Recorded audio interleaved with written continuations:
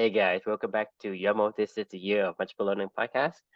So let's talk about what I talk about when I talk about running. And this is part two of two, the book What I Talk About When I Talk About Running by a memoir by Haruki Murakami.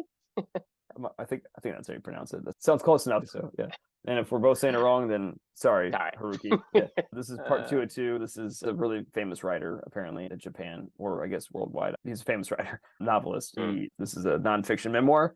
This guy is not just a writer, he's also a marathon runner. I wouldn't really call him like a competitive marathon runner, but he competes in marathons regularly. I can't remember how many he said he's run, but it was dozens, probably over 20 or something like that in his life. And he constantly trains and runs. And he says, everything that he learned about writing, he learned from running, So it's kind of an interesting just look at his life of how these two passions of his intersect and help him to be his best self. What he talks about when he talks about running. That's what it's called.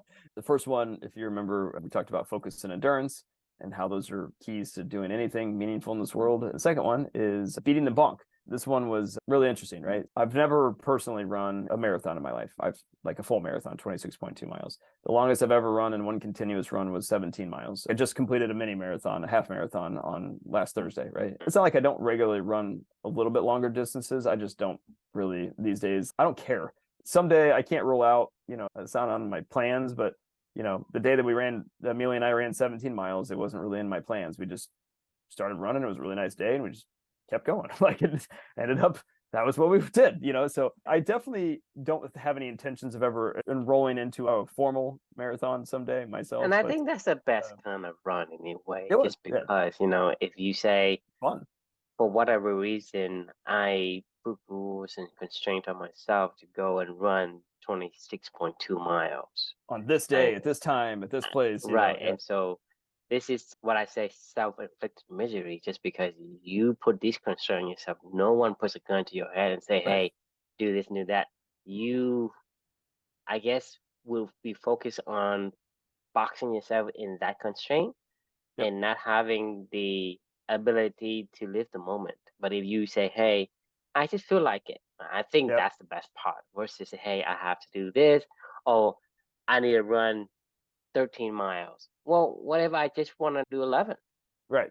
I mean, the thing is, if Go as far as you want. Yeah. that's what I'm saying is, when you put constrain yourself, and like I say, 99% of all the things that we endure in a way that is meaningless is a constraint that we put on ourselves.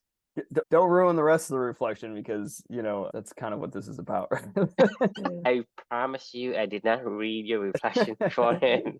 But it's kind of about this, and I know this is what you're going to say, but I'm sure we'll pick that topic back up very quickly once I'm done with this, because you and I have talked about this many a times, right? And what I'm going to say to you isn't going to be a very big surprise, so I'm not going to be surprised if this is exactly where you go after this reflection, which is what I thought you were going to do anyway. But save it to the end because I know it'll be a relevant topic.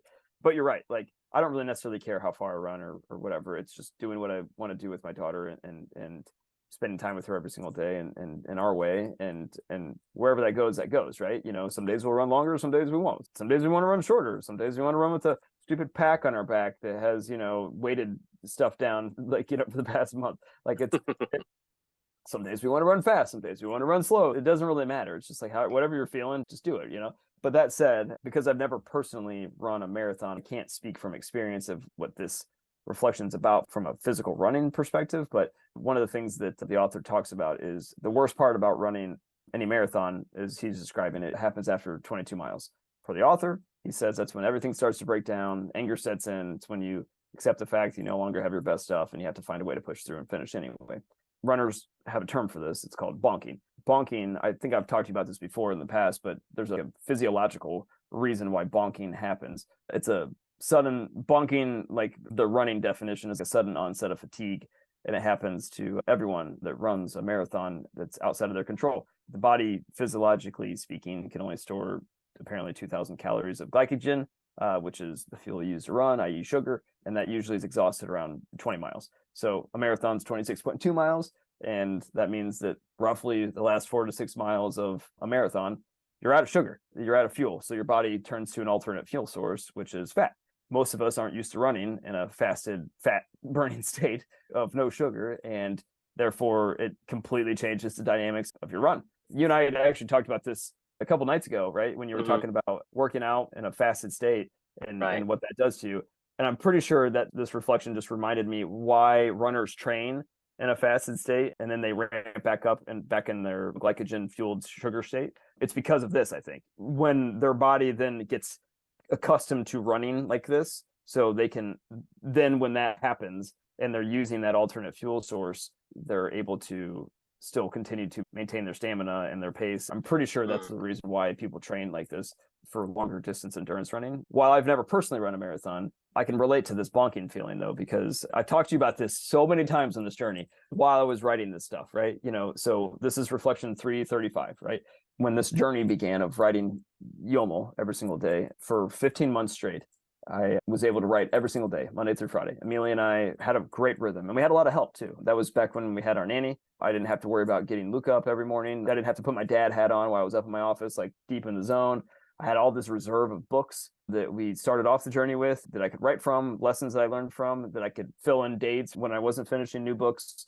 We had a ton of momentum. I was having a blast. It seemed like every single night I would go to bed with an idea in my head and wake up, run upstairs and bang it out. An hour later, a great reflection would be there and it'd feel good and start the day. And, everything was gravy. It was easy. I mean, it was not challenging, but it was just pure fun and easy. All that changed when I hit about book 300 on this journey. And I talked to you about this so many times as this journey was going on, but I hit my own bonking on this kind of marathon. If you do the math and you add it all up here, 300 book divided by 365 is 82%. 82% times 26.2 miles would be 21.53 miles. When I hit 300 books, I was about 21.53 miles into my own marathon that was this 365 book reflection. I exhausted my reserve of books. That was when it officially ran out. Kiara left us, who was our nanny, because she had her own child that was born around this time. And now I was on full-time dad duty in the mornings. So I was always had one eye on my phone to the left of me here on my desk while I was watching the baby monitor, making sure he wasn't going to get up while I'm trying to furiously write and get the thought out of my head, waiting for the scream to inevitably happen to be able to then get him up and go run and do all the dad stuff in the morning and get him all ready for school. And then I could not write every single day either because I was out of the reserve books and I was only able to write whenever I had new thoughts and new books that I would finish. One other really important factor too was I don't know why the ideas just stopped coming to me. Like I said, I used to go to bed at night. I would wake up and have this great thought in my head. And for whatever weird reason, it felt like I had to dig deep every single day to pull something out, to have some reflection to be able to put onto the paper, onto my keyboard and get it done. I don't know why. It became hard. It became really, really hard. I just ran out of energy while I was trying to do this every single day. And the bonk really sucks. And eventually I had to accept that this was the new normal. I talked to you about this. I don't know how many times I talked to you. Do you remember me every single time? I'd be like, I'm so tired of writing. I was like, I don't know what my next book's gonna be. I was like, it's got to be the right book. And you're like, why does it matter, Chris? Like, you're like, no, you would keep telling me. I'm like, I know. It was. It's getting so old listening to you complaining about the books, and I keep telling you, who put a gun to your head and make No, you do this? no one. The next day, do the same thing. The next day, do the same. It was bad. I was struggling, man. I was really struggling. I can only feel like this is what it feels like to run a race when you hit that point two, and you're like, hey man, like it's okay. Walk for a few minutes or something. It's fine. Like nobody's gonna kill you if you can't, run the same pace you're running at mile 12 that you were, you're at 24. It's like fine, right? Anyway, long story short, like I had to accept this. Like it was just what it was. I wasn't gonna give up. That was never in the cards because this is about living for two with my daughter, and this is about doing stuff that we love to do, and I do love to do this. But I also needed to accept, like, hey, this is just what it is. Like, you got to keep fighting. You got to keep enduring. You got to keep living your values every single day. And slowly but surely, I accepted this as my new normal. We got through it. By the time I got to around this book, which was 335 in, you're looking at almost 24.04 miles. So at this stage, I finally got past like that 300 to about like around this book. I got to the point in time where I was like, I can see the finish line now. I was like, I can feel it. I was like, the energy came back. And I was like, I got this. We're gonna fucking rip through this thing. I'm gonna get my last kicks in. This is what happened to me on my half marathon that I ran the other day. Hit a baby bonk, if you will, around like mile 9 or something like that. And I was like, fuck, this sucks. I was like, I don't want to keep fucking running, And then I looked at the time on my watch and I was like, I had a time set in mind that I wanted to do. And I was like, I got to catch up if I'm going to do this. Like, you got to get going. started striding out longer. Then I hit mile marker 10, mile 11, and I was like, oh, we fucking got this. And I was like, I'm pushing as hard as I can. I was running as fast as I could, even though I was hurting, and you get that extra wind in you, you know what I mean? When you can feel the finish line getting closer, it's just something inside of you. I could do this. Let's just go hard. Give everything you got. That was about what happened when I got to this point in time of the journey between 340, 335 to 365. I was like, I can fucking feel this. We are going to rip through this finish line and we are going to do it and we're going to finish strong. That was what I committed to at this stage. And we did. We made it through. I always think of this as a marathon. This was a really interesting lesson I learned from running, about the corollaries between running, this journey, anything that you have to endure for. But I know you're going to tell me I'm a doofus because you're like, nobody told you you had to bonk and keep going, dumbass. Like you could have just taken a break and slowed it up, Yep. All right, go ahead. All right, take it away. That's exactly where we're gonna go with. To me. So let me say this before I put my foot in my mouth. But yesterday we're talking about focusing, right? Focus and endure for the right reason. So today I would say beating the bonk for the right reason. Otherwise, there is no need for you to beat any bonk. That's true. Right? So with that caveat, I say you're a doofus for putting yourself inside this bonk, right? Because I mean, you think about it, I think the thought of having a marathon, it makes your brain goes into this anxiety. This anxiety is what distracted you from coming up with the ideas you had, like you did in the beginning, because you were preoccupied with the anxiety of, okay, I gotta finish this. I'm afraid that I'm gonna run out of ideas, I'm gonna run out of books. So that is what's in your head. That is what takes hold of your mind. And so your mind was not free to did the things it did before. And I think that's the reason why you hit that bonk. I think I agree. And I think that the bonk in a way it's self-fulfilling. 100% is. Right? Because let's say you do like 5 years, right? You will never hit the bonk until reflection 900 or 1,000 something, right? You think about it because for whatever reason, hey, I want to do a 365 because that's the number you put in your head. It was self-imposed, 100%. Nobody told me that. Exactly. It's a doofus for you to be. You're still imposing yourself to that, and you hit the bonk, and like you said yourself, the bonk sucks. It does. It sucks, right? It is horrible. I mean, and for I was things struggling for things that you don't want to do, that is beyond your core values. It is very hard to go through. I mean, if a person does not like to run, it's very hard. The concept of the 80-20 applies here as well. You think about it, 80% of your journey, right? Your marathon is, 80% of it. That's pretty easy. That's like, hey, I can breeze through, and then suddenly you hit the 80%, right? So it takes 20% your effort to get the 80%, but it takes 80% of the rest of the 80% to get the remaining. So anyone who isn't aligning the core values, the bonk is especially very difficult for that person. Devastating. It's devastating. I mean, so you look at somebody who's inside of another industry, like for you like a sales and marketing. If you don't like sales and marketing, you can only learn to 80% of it. Then the rest of 20% of what you learn is not very feasible for that person. It's so much hard. It's so much challenging for them. It's like, hey, I've learned general marketing, sales and marketing, right? I hit 80%. It was pretty. It took me like a month or two to learn all this, but then to get to the point that where you are, right? It took you 2 months. It took you 19 years to get to 20%. The rest of the 20%, the rest of the 19%, there's still that 1%. It takes you 100 years to get to the rest of. I mean, you might never get to 100%. That's what I'm saying is when you hit the bonk, the 80-20 rule applies here as well. But regardless, I think the bonk that you hit is self-imposing, It's and 100%. self-fulfilling, right? You Yeah. impose yourself and you fulfill it yourself. And I think that's in of itself, it's weird. It's what it is. weird and It's non-logical. Like it's okay. So like let's just talk about a marathon, like an actual marathon, right? You run out of glycogen, you know what you could do? you start recovering. Eat some food.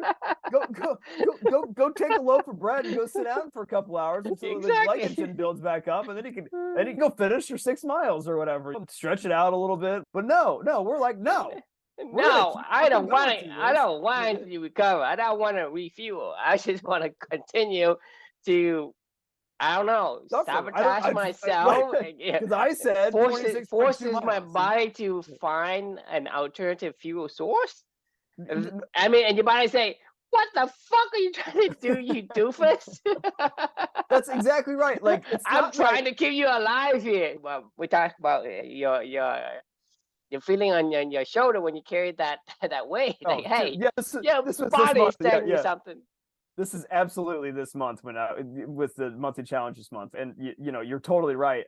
This morning I was like, God, I got to finish this because I said I was going to do this for a month, and honestly, everything inside of me wanted to just be like, just go run, Chris, just go run without a weighted vest on your back and go feel light and airy and just go enjoy the weather. It was actually a decent weather day outside, and I was like, but nope, I couldn't do it. I self-imposed, horribleness on myself for no reason. I'm doing this for a reason. I'm about to show you the book 365, right? I finished this. This is the last one. And I wrote a really long one for that one.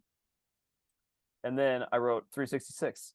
It was the next day. The next fucking day. I finished another book. And you know what the title was? Break free. Yeah. You're self-imposing. You know what I read look at the book? I decided, because I was so hell-bent on new books, new ideas. I can't go. I did a 5-part series on the Black Swan. This is what I'm thinking in my head with these like self-imposed chains, right? I can't read the Black Swan. I can't read one of my favorite books again. Like, what the fuck? That would waste. Who said? this? Like, this is what I said to myself, and I was. God tells you shall not read your favorite book again. Like, I was like, because that's not the rules. True, it's not the fucking rules. And you're like, what rules? But what rules? Who wrote the rules? It was so fucking dumb. And now, like, the next reflection after I finished this book was like effortless again. And I was like, oh my God, this feels so good. But I kept running, right? Like it was. But like the next day, it's not like you took a break. It's not like you took a loaf of bread and you start eating it and getting fuel. Hey, you already had it all already inside you.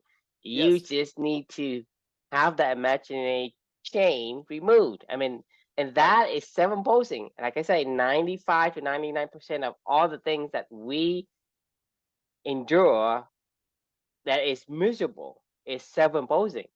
It's 100% self-imposing, I think. Like, and the funniest of the funniest things is I'm on, reflect. I just finished my new book today, so I'll be on 420 next. I just finished a book today. It was a good book, so I might write 2 on it. But the point being is I'm, 35 plus 19, so 54. I'm 54 reflections past the end of the marathon. And I don't feel any stress or pressure. Like, I'm just running in the morning, and it's just like I'm just going on a jog. I'm done for the day. Or if I want to run that day fast, I'll run that day fast. If I want to run slow, if I want to run 10 miles, I'll run 10 miles. If I want to run 20, I'll run 20. If I want to run whatever, I just do what I want to do again. Yeah, you run without imposing. Right. It's so much fun, and you go so much further. I mean, right. That's the thing is, we have so much more capacity than we think we do. And certainly we limit ourselves by thinking that's only as far as we can go. Exactly. Because you are self-imposing, you get into that bonk. You hit that bonk. Exactly.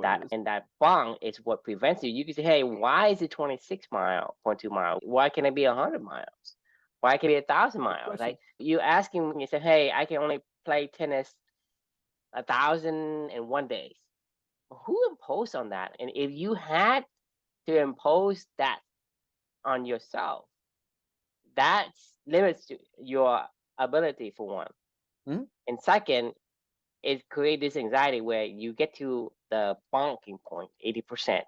You're going to start to struggle because it's your own self-imposing anxiety that creates that misery. And Yep. so what I'm saying is I don't want to come back any bonk because I want to enjoy life. I want to do things because I felt like doing it. Because it's not Yep. like there is a certain place that's better than another. It's about what is your state of mind at that time. What do Yeah. you feel like doing at that time? Because you say, hey, I can About be balance. in paradise, but I need or want or desire to be somewhere else. You will still feel miserable in paradise. And to you, in that paradise is hell. You want to go somewhere else, like, hey, I want to go to a place where things are quiet. People say, hey, I am from a quiet neighborhood, a quiet city. I want to go into the bustling and the rustling of the city, the New York City, the Silicon Valley, wherever it is. People Right. yearn for that. And for me, I was like that before. When I was growing up in Seguin, Seguin, right? So, in Seguin, when I was growing up, it's a very, very nice and peaceful community. It's 18,000 people when I was growing up. And it's actually one of the best places because it's on the Guadalupe River, and people do tubing, they water Yeah. tubing or whatever. Mhm. Go there and they have fun and water. It's very, very nice and peaceful neighborhood. But everybody from that neighborhood yearns to go to the city like Houston, New York City. But Right. then the moment you were in these big places, you hey, this day, I'm gonna sell all my possessions and go back and get a little teeny house and have some Right. peace and quiet. And that's the thing is, what do your state of mind says? And so when we do certain thing is do because you feel like it, not because you have to. Right. Just like when we talk about the difference between the stretch zone and the panic Yeah. zone, right? It's one of them. Yeah. It's not your values, and the other one is it's a balance state. One is you wanted to do, the other one is someone else wanted to Yes. do, Yes. Yeah. right? And so that's a big difference. It's a huge difference. Yeah. I mean, it's everything. It's actually everything because I think you're saying exactly this reflection should actually be the bonk is stupid. Like don't bonk. It should be the I reflection, right? I Like don't want to be the bong, and I don't want to get to the bong. So don't bonk. I mean, like no, that's the point. Like you can't have focus and endurance if you bonk, right? Like I mean, yes, you can grit your way through it if you will. Like you I can mean, and that's what push I'm and saying is push. why do you want to grit your way through Yeah, some? like this is you're right. I would have made it to 365 regardless whether or not I did it in 2 years or whether I did it in 7 years or whether I did it in 90 years. I wasn't going to stop doing this, because I enjoy learning every day with my daughter and learning something new and reading new books. And eventually we would have hit plenty of books to be able to write about. And like we're still doing right now. I don't feel any I pressure every mean, the thing day. is, Like if I don't want to write tomorrow, I won't write. I did not believe it because the bonk that I'm having right now is I'm trying to catch up my uploads of these videos to YouTube. Yeah. Okay.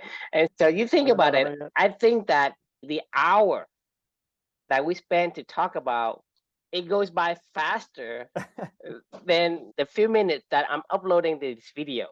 Right. I'm catching up, and this is going further away from the upload speed. So that thing is, you notice how it took us more than an hour to talk about this on a YOML, right? And that doesn't sound like it's hard and it's quick in Right. my memory, but it's so hard to put onto to just copy and paste. It's not like I have to do anything. I just drag, drop it, copy the Oh, title, paste it. We delete some stuff if it's too long, and click publish. In yep. comparison, that's actually much more work in my mind It's than to get on to video every single day and talk over an hour. And that is what an example of bonk looks like. dude. I had a buffer. So I had this. My least favorite thing of YOML was, and I don't even, to be honest with you, I don't even know why I did it and or why I continue to do it. I don't know. Just to be 100% honest with you, I don't really know. But I made the commitment to what? Why is it?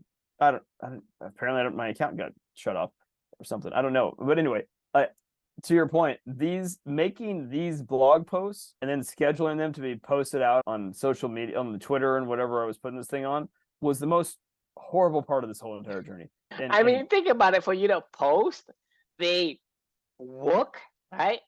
I think, it was already here. How can the work is easier than the actual posting of the work on social media? I mean, that to you and to me, right? It's the things that we don't want to do, and it seems like a very, very, very difficult task. And it was from a objective point of view, it's ridiculous. All I was doing was copying and pasting, and like that was it. It should take less than a minute to do each one, and I can't even catch up. The actual recording of the podcast episode, that is what a bonk looks like. That's how horrible a bonk is. So I do not want to beat a bonk unless it's for the right reason. But I think that if it's for the right reason, I don't think I would hit a bonk.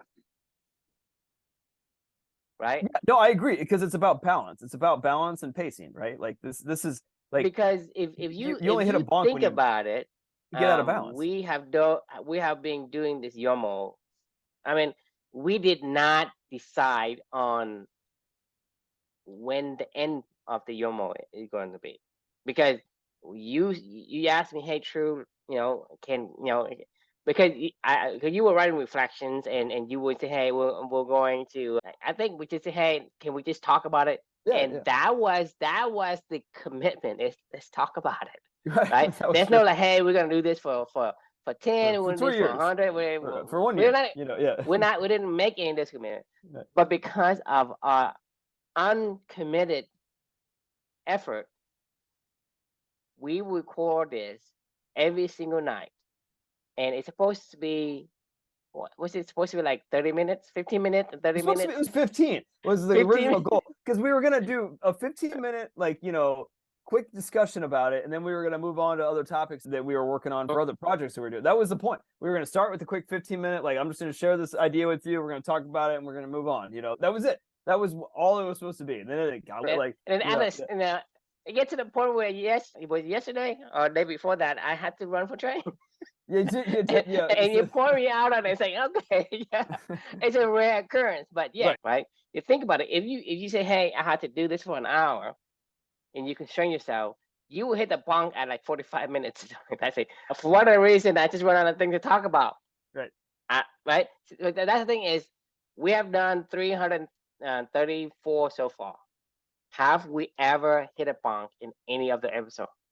I don't think so. I mean, we always run out of time. Not run out of time. What ends up happening is we have to stop it. Like, we have to stop it, because if you feel like saying things, then you say until you stop saying. And so we did not constrain ourselves in that kind of constraint. So your brain is free. It's free to think about the idea, think about the discussion, think about all the things that we say, and understand even further. But if you put a arbitrary, imaginary chain over it, you only see the chain. You don't see anything inside, and it just stops. Your brain just stops thinking. Or you keep pushing, like, and if you keep pushing, it becomes very burdensome. It becomes obvious as well, because hey, for some reason, this guy is talking about nonsense at the end of the hour. He's talking something that no one understands what he's saying. It has nothing to do with what he says in the beginning. Right. And he's just mumbling about nothing. This goes back to focus and endurance, though, what we talked about yesterday, right? So it's focus intensely. This is about balance too. I mean, I think all this goes back to balance. Like, when you focus intensely for short periods of time, but you do it every single day, it's sustainable, right? We have to cut ourselves off. If you're thinking about this, like in the running perspective, like I can run 5 miles easily these days, right? You can run cross country, but the thing is, like you just said, logically, it's so simple. You run until you run out of calories, and then you stop and you eat some bread, and then you can run again. And so you can run around the globe how many times you want. That goes back to what you're saying about balance. You have to say, well, the balance of, hey, when I run out my 2,000 calories, I'm gonna eat and Stop. refuel and recover Right. so that I have another 2,000 calories and run another whatever 20 miles and then do it again Exactly. and do it again. But if you run and then you exhaust yourself and then you have no more energy, no more calories to burn, You well, don't want to get up the where do next day to you go do burn it. it? You can't do it that way. Here, I'll give you another great example. After that half marathon that I ran, it was a full run the whole time. My fucking legs on the outside of my quads and my calves fucking hurt really bad on later that Thursday and on Friday and on Saturday. My jog on Friday in the morning with that stupid pack on again was fucking horrible. Like to the point in time where I was telling my wife as I walked, because it was after Thanksgiving, so she was home from work, right? And as I walked out the door, I don't know if I could do this. I could barely walk down the stairs. Every time I would take a step down, like my calves and my outside of my quads felt like they were gonna fucking explode, and I was gonna stumble and fall. I don't know that I could fucking run. First 7 minutes of my run, I don't even know if you can call it a run. It was like I was just bouncing up and down in the walking pace, basically. It was horrible. I mean, it was fucking horrible. So what I'm getting at is like I bonked kind of, I overdid it. And like there wasn't focus and endurance. That was overdoing and then having to course correct and be in misery is what it was, right? This is why balance matters. Run 5 miles every day or something like that, or whatever you feel you can do. Run a mile every day. If that's all you can do, run a quarter mile. Let your body do what it needs to do and take some time. Like if you and I sat down every single night on this podcast and said to each other, hey, we're going to record 9 episodes in a row, you'd be like, we might have done it one time, but then the next day I don't want to talk to you. Like, No, I mean, I'm no. going to be like, I'm good, Drew. I don't want to talk to you. So in a month, 9 days, we did 9 episodes. Versus like we just do every day when we feel like we do 20 episodes. Right. God, that'd be horrible. Oh my God. And the thing is, we hate the It'd be horrible. experience of the Right, we would, yeah. if the 9 episode versus hey, we're doing this, and I'm struggling to even count. It's like 3 3 5. It's like, no, they would just do 3 3 0 like a few 2 days ago. Why is it 3 3 5 now? This is where I'm struggling to keep up Horrible. with how much I've done it. And that's where I think this is where we hit the sweet spot of the balance, right? We did enough during the week that on a Monday we yearn to come back and talk shit about it. Right. For sure. Like I mean, like the last week when we had Wednesday and Thursday, we didn't do it for Thanksgiving, and like we've said this on Monday morning this week, and I was like, man, it felt like a really long time, And I don't know about you, but I was like, I almost texted you because we were done on Thursday night because we do our Thanksgiving at like 1:00, so we were back by like 4 or 5, and I was just sitting there, watching movies with my wife or whatever. I about texted you and like, do you want to do this today? Like, I don't know what you're. I almost did, and I was like, no, it's Thanksgiving. Just let him be with his family, even though I know I'm not doing anything right now. It's fine, But no, I mean, I almost did a little bit every single day is great, but like too much is too. I mean, like I said, you can run forever as long as you maintain the calories inside of your body, refueling when you need to refuel. There's no telling you, hey, how far can you run? Who told you it has to be 26.2 miles? Who said that it had to be, No one. I can only play tennis for this number of time or this number of days. I can only swim until I'm this age. I can only do this until I'm 65. You are putting an imaginary self constraint on yourself, and that's what creates misery. But if you want to do something at a certain time, it's always going to be a pleasant experience, and that's the memories of your life, and your life's going to seem like, hey, I have done a lot of positive things. Right. From my perspective, I've done a lot of positive things because that aligns with what I want, what I desire as this combinations of DNAs and genes that make me who I am. Yep. And I think that's the key, is to make that your focus and endure for that reason versus any endurance. Yeah, but I don't think that I will ever do.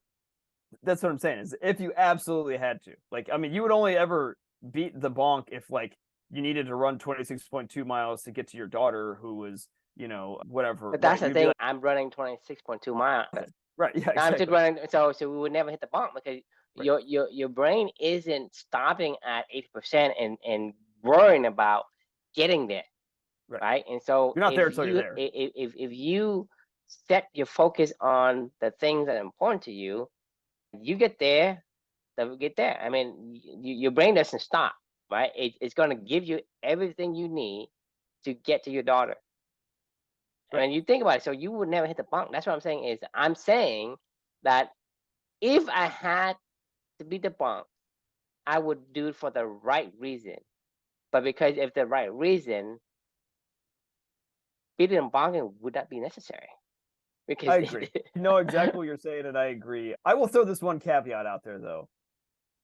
You learn some lessons when you bonk, right? You know, there's some you, lessons that you know, is useful. There's some lesson that is not. Because this I is the mean, lesson: is don't bonk. Like that is the lesson. You know. I mean, the thing if you like I say, for me is on the concept, on the reflection and lesson that we learn about, do the things that makes you feel aligned. That is be who you have to be. A little That bit, but because not if you not think not about it, all day. if the be no, I think Even a beaver's got to take a fucking break. You know, can't right, damn. because but what I'm saying is you have to be who you gotta be. But you saying, hey, because I'm a beaver, I must dam, and you say I have to dam 24/7. That's not the case because you just took that effort and you extended it, right? It has more to it because you say, well, it can dam until it runs out of energy and then it needs to go and recover. And so your body is the indicator that tells you, hey, you did it enough for today. So that is being a beaver, not being a beaver doing 24/7. Because if you building dams 24/7 as a beaver, you're not being a beaver. You're being, some mutated being of a beaver, Right. right? Because the body is telling you, say, hey, I am the body that you're trying to fulfill. I'm the genes that is needing this and that, and you are giving me this. Or I need at this amount. Then when I have enough, I'm telling you I have enough. Right. Like for example, you and I need water, okay? And I need water in a specific way, right? Your body and my body is made of mostly water. But if you drink water, gallons and gallons of water in the next hour, you will drown and die, Yep. right? Yeah. Yeah. And not only your body, but your body will Yeah. die. Literally Right. will die, right? Right. And so there is a certain amount of water that can be taken at a certain amount of time in a certain period of time, Yeah. right? So that your body can go through gallons and It's a thousands great of millions analogy. of water, but I need you to drink like, hey, a cup an hour, sip, sip, sip. You can sip all your life. Nothing Right. will happen to you. As a matter of fact, it's going to give you the best health because it has enough nutrient at the right rate. Right. That is being what the body needs. So the body is telling you, hey, do not drink just because your body making water. That means that hey, you can get as much water as you want. So same thing with the beaver. To say that I'm a beaver, I must build dams all the time isn't being a beaver. You're just being, you know, An idiot. a stupid beaver. Yeah, You're you're being not. a stupid beaver. Yeah. Yeah, just like a human being. Hey, I gotta breathe oxygen, right? Oxygen is, I mean, in I don't remember the right ratio, but oxygen is like 20%, 21% or whatever in the air, and 70% oxygen, nitrogen, right? And so let's say you increase ratio of oxygen to 50%, right? You will die because it cannot handle that much oxygen, Right. right? Yeah. It needs the right combination. I need this amount of oxygen in this amount of Right. ratio, this amount of time. Right. So Yep. that is being the human being, right? Right. Being human being means that hey, you have to fulfill what the body is wanting, and you can't say because of you cannot extrapolate and extend the whatever effort beyond because that's not how things work. Without understanding, you would say, hey, if a human needs air, I'm gonna give it 100% oxygen. If human wants to breathe oxygen, why are we breathing inefficient oxygen in the air? Right. If you put me into a room that is filled with 100% oxygen, I would die in 5 seconds. You probably because you need the nitrogen as much as you need the oxygen, and you also need the right ratio of the exchange of carbon dioxide as well. Yeah. because the nitrogen Oh, actually yeah. it makes the air bounce out, right? To say that human needs oxygen is going to kill you. Just like, hey, I love cake. But imagine you give me a room full of cake and I eat all that cake in one sitting. What are you think gonna happen to me? But you say you I love mean, cake. could you die from eating too much in one sitting? You could. Can you? I'm You're thinking of gonna like competitive overload. eaters. You're gonna overload sugar, and your blood sugar can't handle it. It's gonna shoot too high. You go into a glucose shock, and you might create havoc in your body, and you might die from arrhythmia or whatever. But Right, I'm right. saying is to say, hey, this is what I need. Doesn't mean that the more the better. Oh, It's about the it's right focusing. amount to go back to the core tenet of company is balance. Yeah. The right amount, Right. right? Every The day. right Every day. amount of tennis. Every day. Well, Of the the right stuff you love. amount of tennis, right? But the thing is, the optimal. The optimal is in a period of time you have something in order to get the maximum amount over time. I So would play like tennis every day for an hour if I could. but you can't Right. play like, hey, I'm gonna play 18 hours and I'm Yeah. gonna sleep 6 I couldn't play a hours. match. I couldn't play a match a day. Like, I mean, because it would take me multiple hours, and or my body wouldn't be able to recover, and or like, I mean, Yeah, I mean I couldn't do it. I don't know how tennis pro players play 6 pro matches in a 2-week period. I would need to take months off of tennis after that. But no, they go right back and keep playing. That's why they get injured all the time. That's why their bodies break down really fast. your body's telling So, you. Your body's telling you, just like when you're carrying that weight on you, and your body's telling you, hey, it hurts. Stop. it's at Don't the be an end idiot. of your ability to carry this. You need to put it down. So you say, hey, let's say you say, well, I need another 5 days. Right now, your body say, hey, you are getting close to getting over the edge. If you endure and beating the bonk for 5 more days, you are hurting your body. The reason why the bonk is important is because you have to hit it to understand when you bonk, right? Like, you know what I mean? Like, you can't find But the then right you balance. stop. Then why Well, would I you know, want but to then you beat the stop. bonk? But Right? no, you don't want to beat the bonk. You need to figure out where the bonk is, like, and then you Your need to body will stop, tell you. right? And then you need Yeah. to That's what I'm relearn saying that. is that like you go and you run with your daughter, right? You run, and then say, okay, it feels good, it feels good, it feels good, and it doesn't feel good anymore. And then it Okay, doesn't feel I good. stop, All right, and then you that's look at it. it. Oh, Right, 13 miles. Okay, right. you That's know what I mean? that. It's like, Yeah. oh no, I gotta go 2 more miles. Like, who the fuck No, told you have to go 15 miles? no one. But that's the exact point of this. Is what I was getting at is like, can I play tennis for 2 hours every day? Can I play tennis for 3 hours every day? Can I play tennis for 5 hours every day? Of course not. Sometimes you can play for 5 hours. Sometimes you can play no hours, right? Right. No, What I'm saying is, I can play for 5 hours. I'm saying, what is the right balance? Like, when do I hit that point where I'm like, okay, this is no longer fun, Chris? Like, if I ask you, hey Chris, what's your balance? You say, hey, I'm a 9. right. If I ask you, hey, what's your balance? I'm a 2. Well, go back up. Yeah. Stop running for too many trains. Right. Stop chasing things that is not important. Stop running And yourself into the ground. so Stop so the playing thing tennis for is, 5 hours. there is a scale. A balance never say, hey, I'm fixed on one, right? A balance say, hey, just like imagine you're on a balancing ball, whatever, right? It's gonna lean to the left, it's gonna lean to the right. Well, you're gonna have to adjust, right? But it's gonna do like this all the time. It's like even for you to stand right now, your body is your muscle is kind of twitching back and forth to make you stay balance. It's never saying it stand still, right? That's not no balance. Doesn't it? Balance always in continuous motion. And so that's what I'm saying is, the balance is you're always moving. But the thing is, you say if you move too much and you move a little bit to the right, so you basically counterbalance it. And so having indicator tells you, hey, you're doing too much of these, you're doing too little of these. So you kind of just like driving a car, right? I need to keep myself in a center lane, right?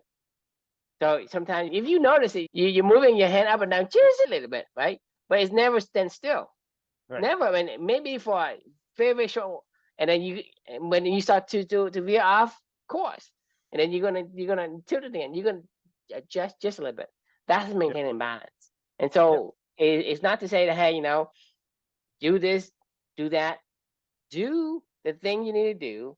Let your indicator tell you, or let your compass tell you if you're a little bit off course, and you correct them. Yep. Right. Yeah. So we don't say, hey, I'm gonna play every day for 2 hours. Someday I feel like playing. Someday I don't. Right. Your body's Right. telling you.